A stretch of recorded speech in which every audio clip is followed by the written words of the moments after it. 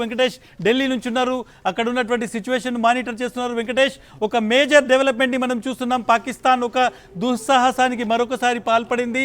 చాతగాని తనాన్ని ఒకసారి మళ్ళీ బయట పెట్టింది. తనకు సంబంధించినటువంటి డ్రోన్లతో చీకటి మాటున ప్రజల మీద, ఎయిర్పోర్ట్ల మీద దాడి చేసేటువంటి, రెచ్చగొట్టేటువంటి ఒక ప్రయత్నం చేస్తోంది. S-400 అటువంటి మన ఎయిర్ డిఫెన్స్ సిస్టమ్ యాక్టివేట్ అయింది. ఎటువంటి రియాక్షన్ ఉంది? ఇండియాకి సంబంధించి ఎటువంటి యాక్షన్ ఉండొచ్చు? ఎఫెన్సివ్ యాక్టివిటీ ఏమైనా ఉండేటువంటి అవకాశం ఉందా వెంకటేష్? భారత్ పాకిస్తాన్ సరిహద్దులో భీకర పోరాటం కొనసాగుతోంది. నిన్నటి నుంచి పాకిస్తాన్ భారత్ పైన దాడికి ప్రయత్నిస్తోంది.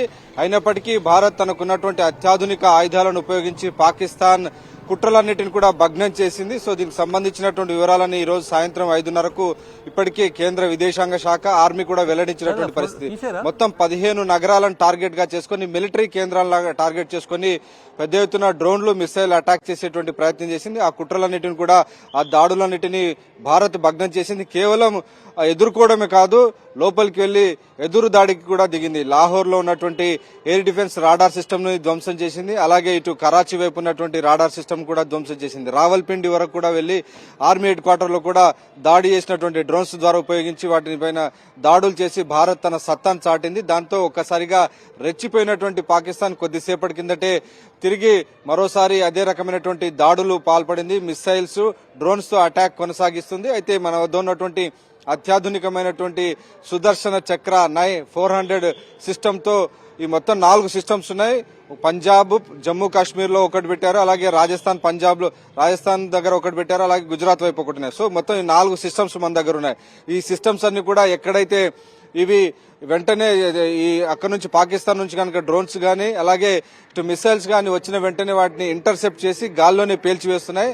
ఆల్మోస్ట్ 400 కిలోమీటర్ల రేంజ్ వరకు కూడా ప్రయాణం చేసి ఈ మొత్తం వీటిని ఇంటర్సెప్ట్ చేసి గాల్లోనే పేల్చివేసి కూల్చివేసినటువంటి పరిస్థితి. దాంతో ఒకసారిగా అనేక ప్రాంతాల్లో మన దగ్గర జమ్మూ నుంచి మొదలు పెడితే జైసల్మేర్ వరకు కూడా ఇప్పుడు ఒక యుద్ధ వాతావరణం కొనసాగుతుంది. సో ఆపరేషన్ సింధూర్ 2.0 కొనసాగుతున్నటువంటి పరిస్థితి. సో మొత్తం చిమ్మ చీకట్లో ఒక దీపావళి లాంటి పరిస్థితి మనకు కనబడుతుంది. పెద్ద ఎత్తున మన సిస్టమ్స్ అన్ని కూడా గాల్లోనే పాకిస్తాన్ నుంచి వస్తున్నటువంటి మిసైల్స్, డ్రోన్స్ అన్నిటిని కూడా వెంటనే కూల్చివేస్తూ పాకిస్తాన్ యొక్క కుట్రలను, పాకిస్తాన్ చేస్తూ ఉపయోగిస్తున్నటువంటి వీటన్నిటిని కూడా ఎప్పటికప్పుడు భగ్నం చేస్తున్నటువంటి పరిస్థితి. సో ఆ కూల్చివేసినటువంటి సమయంలో వాటికి శకలాలని కూడా అనేక చోట్ల పడుతున్నాయి. అందుకే ప్రజలకు ఒక విజ్ఞప్తి చేశారు, ఎవ్వరు కూడా బయటికి రాకండి, రోడ్లపైన గానీ ఓపెన్ బహిరంగ ప్రదేశాల్లో తిరుగుదని ఇప్పటికే సూచనలు జారీ చేశారు. నిన్న చూసాం, మనం మాక్ డ్రిల్ కూడా నిర్వహించినటువంటి పరిస్థితి.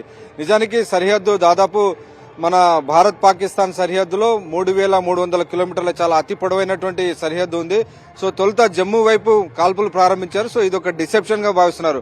అసలైనటువంటి దాడి ఇంకొక చోట మొదలుపెట్టే ముందు దారి మళ్లించేందుకు ఒకవైపు దాడి మొదలు పెట్టడం అనేది పాకిస్తాన్ కు చేస్తున్నటువంటి ఒక ఎత్తుగడ. సో మొత్తం ఆ నేపథ్యంలోనే ఏకంగా జమ్మూ కాశ్మీరే కాదు, గుజరాత్ వరకు కూడా కంప్లీట్ గా అందరినీ యాక్టివేట్ చేశారు. అందరూ కూడా అప్రమత్తంగా ఉన్నారు.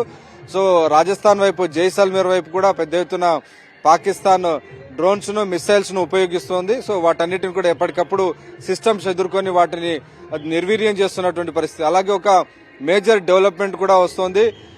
F-16 అమెరికాకు సంబంధించినటువంటి అత్యాధునిక యుద్ధ విమానం F-16, అలాగే చైనాకు సంబంధించినటువంటి JF-17లను కూడా రెండింటిని, మొత్తం 3 యుద్ధ విమానాలను కూల్చివేసినట్టుగా సమాచారం వస్తుంది. దీనికి సంబంధించి ఇంకా అధికారికంగా ధృవీకరించాల్సి ఉంటుంది. సో బ్యాటిల్ చాలా భీకరంగా కొనసాగుతున్నటువంటి పరిస్థితి, ఎక్కడ కూడా తగ్గే ప్రసక్తి లేదని భారత్ చెప్పింది.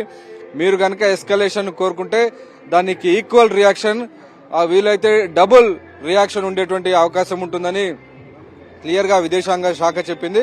సో ఆపరేషన్స్ కి సంబంధించినటువంటి వివరాలు ఈ సాయంత్రం మనకు కొన్ని వివరాలు వెల్లడయ్యాయి. సో అదే తరహాలో పూర్తిగా ఈ రోజు ఉదయం నుంచి కూడా ఢిల్లీలో చూస్తే ప్రధానమంత్రి నరేంద్ర మోడీ ఆర్మీ చీఫ్ ను పిలిపించి మాట్లాడారు. కంప్లీట్ ఫ్రీ హ్యాండ్ ఇచ్చారు. పాకిస్తాన్ చేస్తున్నటువంటి ఈ యుద్ధాన్ని, పాకిస్తాన్ చేస్తున్నటువంటి ఈ ప్రాక్సీ వార్ను ఎదుర్కొనేందుకు ఎంతవరకైనా వెళ్లాలని కంప్లీట్ ఫ్రీడమ్ ఇచ్చినటువంటి నేపథ్యంలో ఆర్మీ పాకిస్తాన్ పని పడుతోంది. పాకిస్తాన్ వెంటాడుతున్నటువంటి పరిస్థితి. ఒక్కసారిగా పాకిస్తాన్ లో ఉన్నటువంటి, మనం చూసాం ఈ రోజు మధ్యాహ్నం పాకిస్తాన్ పార్లమెంట్ లో ఒక ఎంపీ ఏడుస్తున్నటువంటి పరిస్థితి మనం చూస్తున్నాం.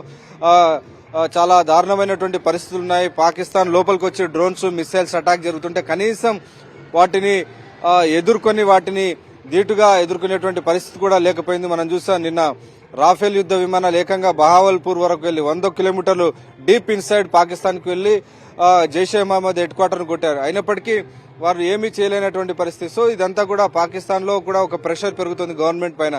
సో దాంతో ఒక విధిలేని పరిస్థితిలో పాకిస్తాన్ ఈరోజు ఈ కొద్దిసేపటి కిందట మళ్లీ దాడులు మొదలుపెట్టింది, యుద్ధ విమానాలతో దాడులు మొదలుపెట్టింది. సో మొత్తానికి ఇదంతా కూడా ఒక రకమైనటువంటి దుస్సాహసంగానే చెప్పాలి. ఎందుకంటే అనేక సందర్భాల్లో పాకిస్తాన్ భారత్ చేతిలో ఓటమి చవి చూసింది. 1971 వార్ కావచ్చు, 1948 కావచ్చు, ఆ తర్వాత జరిగినటువంటి కార్గిల్ గానీ, రీసెంట్ గా జరిగినటువంటి సర్జికల్ స్ట్రైక్స్, చరిత్ర మొత్తం చూస్తే పాకిస్తాన్ కి అన్ని ఓటమిలే ఉన్నాయి. అయినప్పటికీ పాకిస్తాన్ బుద్ధి మార్చుకోకుండా అదే ద్వేషాన్ని వెలుగక్కుతోంది. తోక బుద్ధిని మార్చుకోవడం లేదు, అదే దొంగ దెబ్బ తీసేటువంటి ప్రయత్నం చేస్తుంది. కానీ ఇండియాకి సంబంధించినటువంటి ఒక ఎయిర్ డిఫెన్స్ సిస్టమ్, మళ్ళీ చెప్తున్నాను నేను, ప్రతి ఒక్కరికి ఎయిర్ డిఫెన్స్ సిస్టమ్ అంటే గగనతల రక్షణ వ్యవస్థ. ఈ వ్యవస్థ ఒక్కసారి యాక్టివేట్ అయిపోతే దాదాపు 400 కిలోమీటర్ల రేంజ్ అనేటువంటిది మనకు S-400 అనేటువంటి దాని రేంజ్. ఈ 400 కిలోమీటర్స్ రేంజ్లో ఎక్కడైనా శత్రువుకు సంబంధించినటువంటి మిసైల్ కానీ, డ్రోన్ కానీ, క్షిపణులు కానీ, విమానాలు కానీ ఏవొచ్చినా ఆటోమేటిక్గా అది యాక్టివేట్ అయిపోతుంది. దానికి సంబంధించినటువంటి మిసైల్స్ గాలిలోకి వెళ్ళి హీట్ మూవ్మెంట్ ద్వారా ఏవైతే రాడార్లో గుర్తించినటువంటి శత్రువుకు సంబంధించినటువంటి ఎలిమెంట్ ఏదైనా కావచ్చు, అది క్షిపణి, డ్రోన్, యుద్ధ విమానం, దాన్ని గాల్లోనే కూల్చివేస్తాయి. వరుసగా కంటిన్యూగా ఈ ఫైరింగ్ అనేటువంటి జరుగుతోంది. సో మనం చూడొచ్చు, అది ఐరన్ డ్రోమ్ లాంటి ఇజ్రాయెల్కి సంబంధించినటువంటి ఐరన్ డ్రోమ్ సిస్టమ్ కావచ్చు, లేకుంటే మన S-400 అనేటువంటిది పనిచేసేటువంటి సిమిలారిటీస్ ఉంటాయి. సో డెఫినెట్గా పాకిస్తాన్ ఒక యుద్ధాన్ని కోరుకుంటోంది. భారత్ అంతకు మించి ఇవ్వడానికి ఈరోజు సిద్ధమవుతున్నటువంటి సిచ్యువేషన్ కనిపిస్తోంది. సహనం నశిస్తోంది ప్రతి ఒక్కరిలో, భారతీయుల్లో, సైన్యంలో, ప్రభుత్వంలో. పాకిస్తాన్ ఉదయం నుంచి చేస్తున్నటువంటి రెచ్చగొడుతున్నటువంటి ఈ మొత్తం వ్యవహారాన్ని రక్షణ రంగ నిపుణులు చాలా క్లీన్గా అబ్జర్వ్ చేస్తున్నారు. ఇంతకుముందే మనం ఒక ఆర్మీకి సంబంధించినటువంటి రిటైర్డ్ మేజర్తో మాట్లాడడం, ఆయన చాలా విషయాలు చెప్పడం జరిగింది. భరత్ రెడ్డి గారు చెప్పిన దాని ప్రకారం చాలా స్పష్టంగా ఇది ఒక ప్రోబింగ్ అటాక్ అనేటువంటిది. ప్రోబింగ్ అటాక్ అంటే ఒక విధంగా భారత్ ఒక విధంగా మనం అటాక్ చేస్తే దాని డిఫెన్స్ సిస్టమ్ ఎట్లా ఉంటుంది, అదేదేం పరికరాలు పడుతుంది, దానికి సంబంధించినటువంటి ఎయిర్ డిఫెన్స్ సిస్టమ్ ఎట్లా ఉంది, దానికి సంబంధించినటువంటి రక్షణ వ్యవస్థ ఎట్లా ఉంది అనేటువంటిది టెస్టింగ్ చేసేందుకు పాకిస్తాన్ ఇటువంటి దాడి చేస్తుంది అనేటువంటిది మన రక్షణ రంగ నిపుణులు చెప్తున్నారు. సో డెఫినెట్గా ఒక ఫుల్ స్కేల్ వార్ వైపు భారత్, పాకిస్తాన్కి సంబంధించినటువంటి రెండు దేశాల మధ్య ఒక యుద్ధం వైపు వెళ్తున్నటువంటి సిచ్యువేషన్ కనిపిస్తోంది. ఇది మనం ఒకసారి దీని బ్యాక్గ్రౌండ్ కూడా చూడాల్సి ఉంటుంది. మనం నిన్న అంటే 7వ తేదీన రాత్రి 1:05 ఆపరేషన్ సింధూర్ని స్టార్ట్ చేశాం. పాకిస్తాన్లో ఉన్నటువంటి ఉగ్రమూకల కేంద్రాలను కూకటి వేళ్లతో పెకిలించి పారేశాం. దాదాపు 100 మంది ఉగ్రవాదుల్ని పూర్తిగా మట్టిలో కలిపేసినటువంటి సిచ్యువేషన్. ఇది భరించలేని పాకిస్తాన్ ఈరోజు ఒక యుద్ధం వైపుగా దాడులు చేస్తున్నటువంటి సిచ్యువేషన్. నేను మళ్ళీ చెప్తాను, పాకిస్తాన్ వరుసగా ఒకటిసారి మనం చూసుకుంటే పఠాన్కోట్, జమ్మూ, శ్రీనగర్, అమృత్సర్, కపుర్తలా, జలంధర్, ఆదంపూర్, బఠిండా, చండీగఢ్, నాల్, ఫలోడి, భుజ్ తదితర ప్రాంతాల్లో ఈరోజు ఉదయం వరకు దాడులు చేసింది. ఇప్పుడు చూసుకుంటే మనం ఏదైతే ఈ మొత్తం రాజస్థాన్ నుంచి జమ్మూ కాశ్మీర్ వరకు ఉన్నటువంటి మొత్తం ఏదైతే మన వెస్టర్న్ ఫ్రంటియర్, పశ్చిమ ఫ్రంటియర్ ఏదైతే ఉందో, నార్త్ ఫ్రంటియర్ ఉందో, ఆ ఏరియాలో ఎక్కువగా ఈ మొత్తం షెల్లింగ్ అనేటువంటి జరుగుతోంది.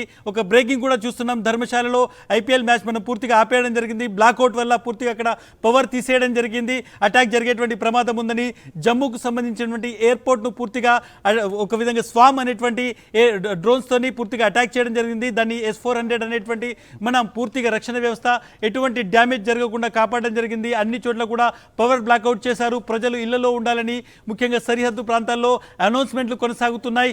ఆకాశం వైపు చూస్తే సరిహద్దు ప్రాంతాల్లో పెద్ద ఎత్తున అటువైపు నుంచి వస్తున్నటువంటి క్షిపణులను, డ్రోన్లను భారత మొత్తం ఏదైతే రక్షణ వ్యవస్థ ఉందో అది పూర్తిగా కంప్లీట్గా దాన్ని అడ్డుకుంటున్నటువంటి సిచ్యువేషన్ చూస్తున్నాం.